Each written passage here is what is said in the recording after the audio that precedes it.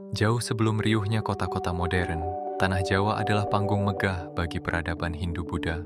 Kerajaan-kerajaan besar berdiri kokoh dengan candi-candi menjulang tinggi sebagai saksi bisu kejayaan masa lalu, seperti Borobudur dan Prambanan yang memancarkan spiritualitas mendalam. Namun, di tengah gemuruh perdagangan dan interaksi budaya, sebuah cahaya baru mulai menyinari kepulauan ini, membawa ajaran yang akan mengubah lanskap spiritual dan sosialnya selamanya. Di awal abad ke-11 hingga ke-13, para pedagang Muslim dari Jazirah Arab, Persia, dan Gujarat dengan kapal-kapal mereka yang perkasa berlabuh di pelabuhan-pelabuhan strategis seperti Gresik, Tuban, dan Jepara.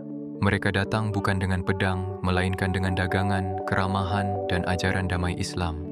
Melalui interaksi sehari-hari yang jujur, pernikahan dengan penduduk lokal yang mempererat ikatan, serta sikap yang santun dan toleran, benih-benih Islam mulai ditanamkan secara bertahap di tengah masyarakat.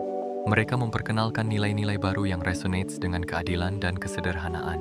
Namun, penyebaran yang masif dan terstruktur tak lepas dari peran para ulama karismatik yang kemudian dikenal sebagai Wali Songo. 9 wali ini adalah arsitek utama penyebaran Islam di Jawa dengan pendekatan yang luar biasa bijaksana. Mereka tidak menghapus budaya lokal, melainkan mengakulturasikannya dengan nilai-nilai Islam. Sunan Gresik misalnya dikenal karena perannya dalam kesehatan dan sosial.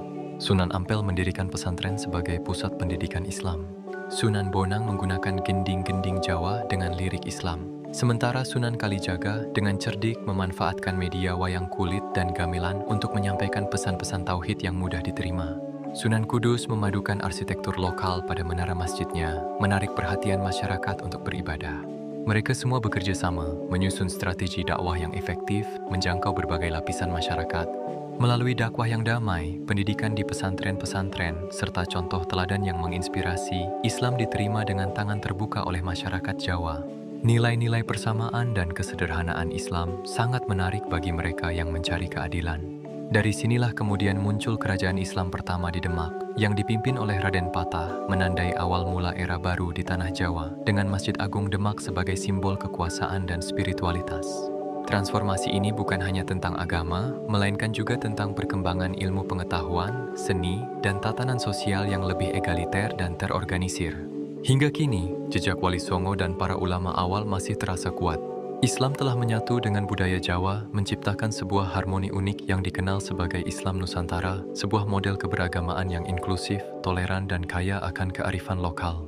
Sebuah warisan berharga tentang toleransi, kearifan lokal, dan nilai-nilai keagamaan yang terus hidup dan berkembang di bumi pertiwi, menjadi inspirasi bagi dunia.